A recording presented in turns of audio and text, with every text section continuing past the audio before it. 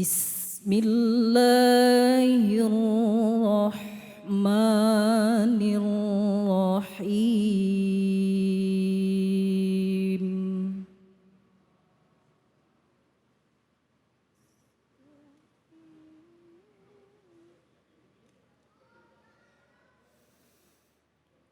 Wasta'inu bis-sabri was-salah.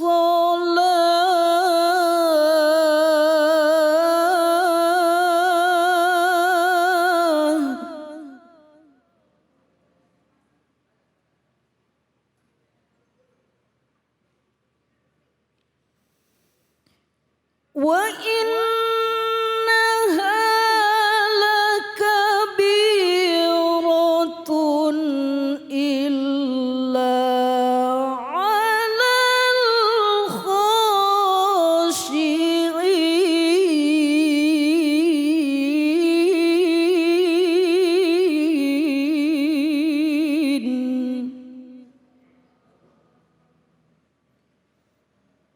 Sadaqallahul azim.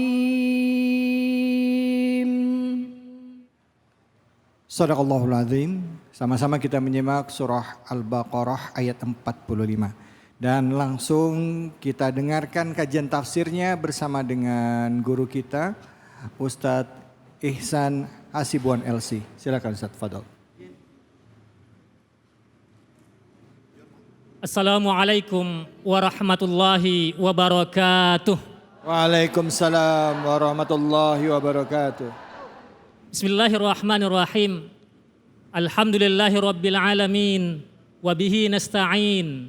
Ala umurid dunya wad din. Wassalatu wassalamu ala sayyidil anbiya'i wal mursalin. Sayyidina wa maulana Muhammad sallallahu alaihi wasallam. Rabbana zidna ilma warzuqna fahma waj'alna min ibadikas salihin. Allahumma 'allimna 'ilman yanfa'una wanfa'na bima 'allamtana wa barik lana fima 'allamtana. Rabbi shrah li sadri wa yassir li amri wahlul 'uqdatam min lisani yafqahu qawli. Para guru kita, kiai-kiai kita, host kita yang alhamdulillah sangat ceria pada hari ini. Jemaah sekalian, hadirin wal hadirat yang dirahmati oleh Allah Subhanahu wa taala. Barusan kita sudah mendengarkan lantunan ayat suci Al-Qur'an yang sangat luar biasa indah. Mudah-mudahan yang membaca Al-Qur'an dan yang mendengarkan diberikan rahmat oleh Allah Subhanahu wa taala. Amin ya Allah, amin ya Allah. Sebelum menjelaskan tentang ayat tersebut, saya mau tanya kepada para hadirin semuanya. Di antara kita ada enggak yang enggak pernah punya masalah dalam kehidupan? Nggak ada. Barangkali host kita. Banyak masalah Oh saya. banyak. Kalau dalam ruang lingkup keluarga ada? Oh pasti ada. Pasti ada. Di pekerjaan ada? Ada. Ada. Kalau urusan agama banyak juga. Atau di sini jangan-jangan ada yang enggak punya masalah? Ada? Ada, ibu-ibu? Enggak ada. Berarti semuanya punya masalah. Memang jujur ya. Ya. Alhamdulillah. Jujurnya alhamdulillah, masalahnya jangan. Nah, para hadirin yang dirahmati oleh Allah Subhanahu wa taala. Al-Qur'an adalah petunjuk kehidupan bagi kita. Ayat yang barusan dibacakan ini memberikan petunjuk kepada kita bagaimana kita menghadapi persoalan hidup. Apakah itu yang tadinya bersinggungan dengan masalah keluarga, masalah agama, masalah pekerjaan, dan masalah-masalah yang lainnya. Nah, di dalam Al-Qur'an ini Allah Subhanahu wa taala berfirman, "Wasta'inu bis-sabri was-shalah." Di sini ada dua kunci di sini para hadirin. Bagaimana cara kita menghadapi masalah? Yaitu perintah umumnya dari Allah Subhanahu wa taala, "Wasta'inu." Mohonlah pertolongan. Nah, kepada siapa kira-kira kita mohon pertolongan? Pastinya kepada Allah. Bukan kepada orang yang ngaku-ngaku pintar. Bukan kepada jin, apalagi syaitan. Tapi kita mohon pertolongan kepada Allah Subhanahu wa taala sebagaimana yang senantiasa kita ikrarkan dalam salat kita. Iyyaka na'budu wa iyyaka nasta'in.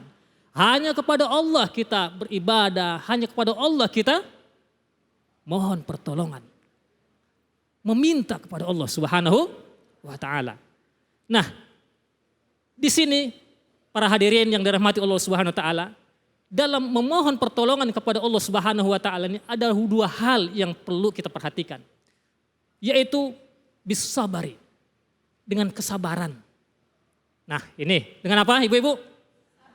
Bapak-bapak, sabar. Harus sabar dulu. Sabar itu apa sih? Ada yang tahu? Menahan hawa nafsu. Masya Allah, Alhamdulillah. Benar Bu, 100%. Jadi menahan, memang dalam bahasa Arab kalau kita lihat di tafsir-tafsir dan kitab-kitab kamus bahasa, as-sabar itu artinya al-habas. Artinya menahan. Jadi kalau ibu-ibu kemarin bulan yang lalu puasa, apa arti puasa itu? Menahan. Itu berarti ibu-ibu sedang sabar. Sabar dari apa? Menahan diri dari lapar, makan, minum. Apalagi menahan diri dari amarah. Itu juga sabar. Nah, ibu-ibu juga kalau ada di sini yang pingin keluar, tiba-tiba dia sabar. Tahan dulu, tahan. Masih ada kajian, majelis ilmu, sabar. Itu artinya menahan, sabar. Ya. Jadi masih ditahan, itu artinya sabar. Nah, dalam hal sabar ini, para jamaah yang dirahmati oleh Allah Subhanahu wa taala adalah amal yang sangat disukai oleh Allah Subhanahu wa taala. Dalam ayat yang lain yang perintahnya sama, ya. Ya ayyuhalladzina amanu ista'inu bis-sabri was-shalah. Wahai orang-orang beriman, mohonlah pertolongan dengan sabar dan salat. Di ujungnya Allah sebutkan innallaha ma'as-sabirin. Sesungguhnya Allah beserta orang-orang yang sabar. Masya Allah. Memang sabar ini luar biasa kekuatannya. Ada pepatah mengatakan as-sabaru yu'inu ala kulli amal. Sabar itu menolong semua pekerjaan. Betul nggak kira-kira itu? Betul banget. Nah, yang kedua para hadirin yang dirahmati oleh Allah Subhanahu wa taala, salat. Salat yang biasa kita lakukan. Rasulullah sallallahu alaihi wasallam disebutkan dalam sebuah hadis, kalau ada masalah, beliau tuh salat. Sebagaimana yang diriwayatkan oleh Abu Hudzaifah. Beliau mengatakan, "Kana Rasulullah sallallahu alaihi wasallam idza hazabahu amrun faza'a ila shalah." Kalau Rasulullah sallallahu alaihi wasallam menghadapi masalah yang serius, masalah yang besar, maka beliau segera melakukan salat. Nah, ketika Rasulullah sallallahu alaihi wasallam menghadapi perang Badar, beliau salat di malam harinya ketika para sahabat yang lain istirahat. Ketika beliau menghadapi perang Ahzab, perang yang sangat genting, musuh dari luar mengepung, sementara musuh dari dalam berkhianat. Ingin menusuk dari dalam. Beliau melakukan salat. Mohon petunjuk dari Allah Subhanahu wa taala supaya diberikan solusi. Tapi salatnya juga susah. Nah, salatnya malas. Kembali ke kaidah awal. Sabar. Kadang orang itu para jamaah sekalian merasa berat untuk melakukan sholat, tapi ternyata di luar sana dia merasa ringan untuk mengangkat batu yang beratnya sampai 20 kilo. Mengangkat biji sawit yang beratnya sampai 30 kilo. Tetapi dia merasa berat untuk sholat. Maka ingat, sabar. Tahan diri dari godaan-godaan. Lalu langkahkanlah kaki untuk menuju tempat wudhu. Berwudhu lalu kemudian angkat kedua tangan, bertakbir. Sholat 5 waktu. Dan Allah Subhanahu wa taala mengatakan dalam Al-Quran, memang sholat ini sangat berat. Wa innaha lakabiratun illa 'alal khashi'in. Sholat itu berat. Ini bahkan di sini, di ayat ini ada lam taukidnya. Penegasan, lakabirah. Benar-benar berat sholat itu. Tetapi ada pengecualiannya. Illa 'alal khashi'in. Kecuali bagi orang-orang yang khusyuk. Khusyuk itu apa? Khusyuk itu artinya adalah ketundukan, kepatuhan kepada Allah Subhanahu wa taala. Tapi kepatuhan, ketundukan yang dimaksud di sini bukan hanya sekedar jiwa raga kita, tetapi kepatuhan di dalam hati kita. Karena Al-Imam Al-Khalifah Ali bin Abi Thalib mengatakan bahwa al-khusyu'u fil qalbi. Khusyuk itu, ketundukan itu, kepatuhan itu ada di dalam hati.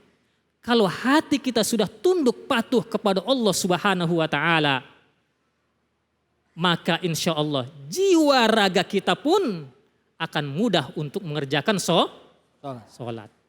Baik para hadirin yang dirahmati oleh Allah Subhanahu wa taala.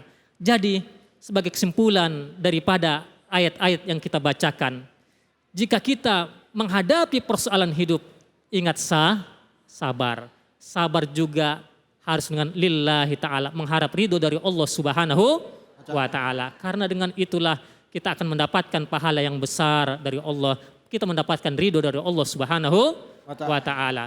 Selanjutnya dengan melakukan sholat. Kalau sholatnya berat, maka dengan sabar. Demikian mudah-mudahan bermanfaat. Hadanallahu wa iyyakum ajma'in. Wallahu a'lamu bissawab. Wassalamualaikum warahmatullahi wabarakatuh. Waalaikumsalam warahmatullahi wabarakatuh. Kalau ada masalah, kuncinya sabar. Sabar itu tadi katanya Ustadz itu tahan ya. Kalau dikatakan dalam kitab Ta'rifat ya, saya Muhammad Al-Jurjani mengatakan as-sabru itu salah satunya adalah punya daya tahan.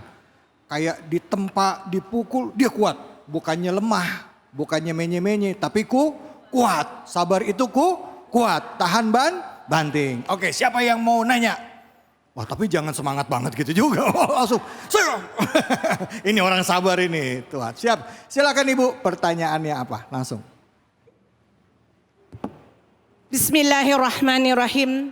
Assalamualaikum warahmatullahi wabarakatuh.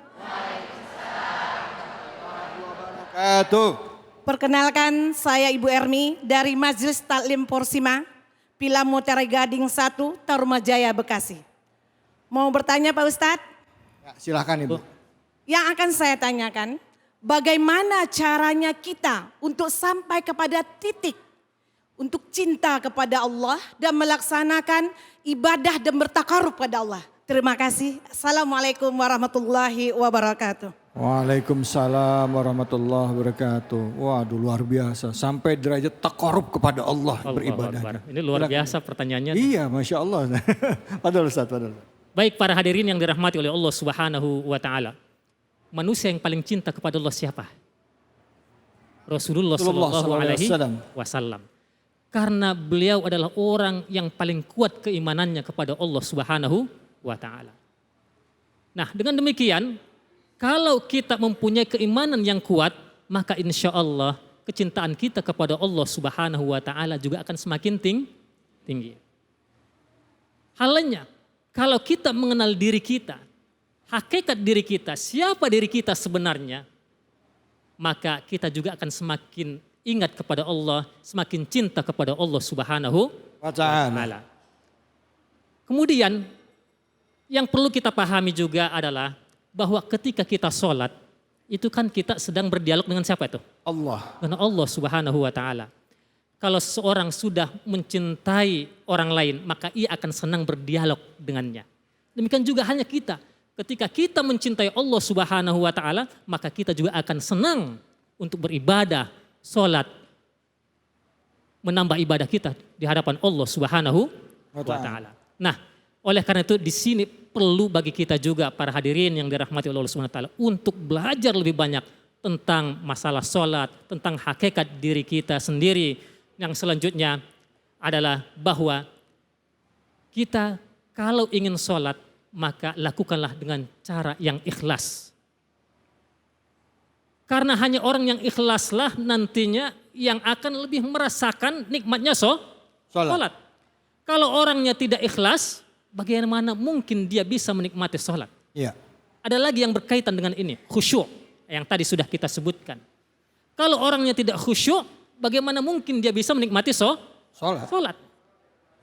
Nah, ini sangat menarik para hadirin yang dirahmati oleh Allah Subhanahu wa ta'ala. Jadi kuncinya tadi adalah kita kuatkan keimanan, kita tingkatkan rasa cinta kepada Allah, kemudian kita perdalam ilmu agama kita kenali diri kita, lalu kemudian ikhlaskan niat, lalu berupaya untuk selalu khusyuk dalam sholat kita. Insya Allah dengan demikian kita akan termotivasi terus untuk melakukan sholat 5 waktu dengan rasa cinta kepada Allah Subhanahu wa taala. Demikian, wallahu a'lam bishawab. Waalaikumsalam. Ustadz, tadi maksud sekarang kalau saya tanya nih, singkat saja Ustadz. Jadi definisi dari taqarrub itu apa Ustadz? Masya Allah. Taqarrub berasal dari kata qaruba, artinya dekat. Kalau taqarrub berarti pendekatan diri kepada Allah Subhanahu wa taala.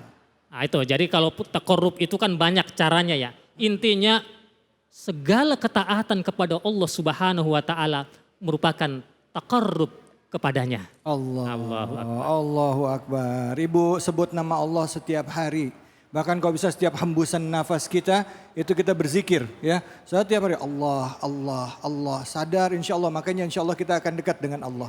Amin ya rabbal alamin. Ikhlas kata Ustadz tadi, lillahi ta'ala. Kita akan lanjut lagi. Terima kasih banyak Ustadz Ihsan. Ini kebanggaan kita nih, putra kebanggaan kita, salah satu lulusan dari Al-Azhar Kairo ya, ahli tafsir Quran. Terima kasih, nanti hadir lagi ya Ustadz, ada kesempatan datang ke Cahaya Hati. Terima kasih. Setelah ini kita akan menyimak tausiah dari Al-Mukarram ya, Al-Habib Sayyid Alwi Asghaf. Jangan di mana-mana, hanya di sini Cahaya Hati Indonesia.